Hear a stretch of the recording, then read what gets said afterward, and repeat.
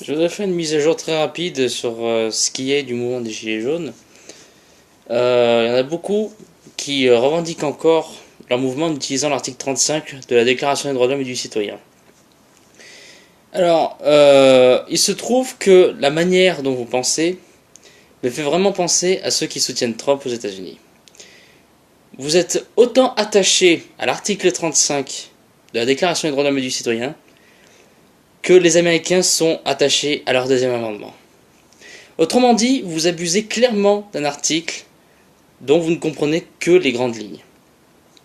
En fait, ce que je reprocherais, si ce n'est la seule chose que je pourrais reprocher, c'est que vous ne cherchez pas dans le fond ce que veut dire cet article. Vous le prenez tel qu'il est à la lettre, comme des fanatiques religieux. Et les Américains font pareil. Ils pensent qu'une milice bien régulée, ce qui est complètement utopique, ils pensent qu'une milice bien régulée passe par armer les citoyens. Il y a peut-être évidemment aussi en Suisse des Suisses qui ont le droit de porter les armes. En France, ce droit n'a jamais été mentionné à ma connaissance, que ce soit par décret royal ou décret présidentiel. Donc, je sais qu'un appel au calme, ça ne marchera pas du tout de mon côté, donc je vais m'épargner ce genre de torture. Je veux simplement dire, les gilets jaunes utilisent trop l'article 35, du moins, ils le prennent trop à la lettre. Et je pense que c'est ça notamment le vrai problème. Parce que là, c'est quand même un petit peu sévère. D'accord, cet article au départ, je n'y croyais pas au début, mais pour le coup, il existe. Là, je dirais que les gilets jaunes marquent un point. Mais là où ce point pourrait être un demi-point, voire un zéro pointé, c'est que, comme je l'ai dit et je vais le répéter, les gilets jaunes abusent de cet article 35. Il y a l'article 10 de la Déclaration des droits de l'homme et du citoyen, tiens donc, qui légifère sur le droit de manifester. Oh, c'est con ça. Vous avez vu? L'article 35, il passe après l'article 10. Et l'article 10 parle du droit à manifester. Mais c'est pas dommage ça. Bah alors? Donc certes, l'article 35 existe, mais il ne faut pas en abuser. C'est comme l'alcool. D'ailleurs, je pense que c'est pour ça que les gilets jaunes ont appelé ça le RIC. Parce que le RIC, c'est comme Ricard, parce que justement on appelle ceux qui soutiennent le RIC, on les appelle les Ricards. Le Ricard c'est du pastis, le pastis c'est jaune, le gilet jaune il est jaune, donc si on suit cette logique, aussi conne soit-elle, les gilets jaunes veulent lancer le RIC pour avoir plus d'alcool, pour être de plus en plus bourrés.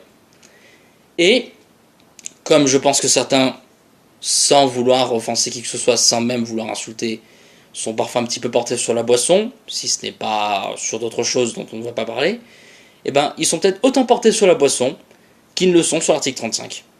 Voilà. Je pense que c'est ça la mise à jour à faire. Maintenant, évidemment, vous allez me dire, ouais, mais t'es derrière ton écran, tu critiques les gilets jaunes, tout ça.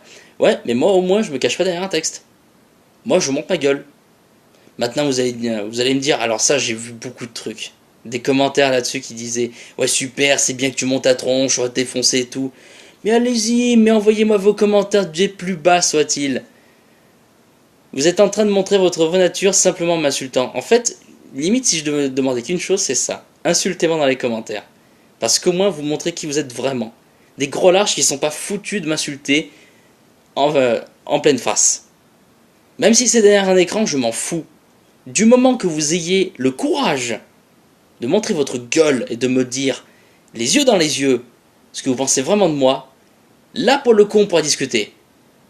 Maintenant évidemment, il est très facile de se cacher derrière un texte, mais à l'époque d'aujourd'hui, il est aussi très facile de retrouver quelqu'un qui a écrit un commentaire. Et puis, il suffit simplement que, entre le moment où le commentaire a été publié et le moment où il a été supprimé, il se peut qu'il y ait quelque chose qu'on appelle une capture d'écran.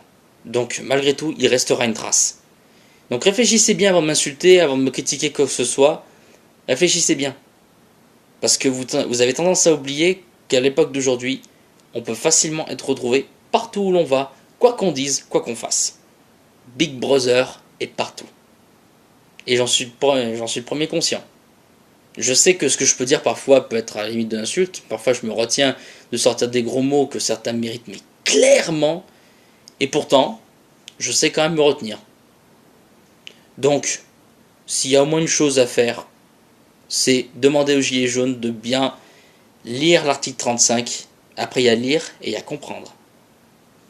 L'article 35, c'est comme la Bible.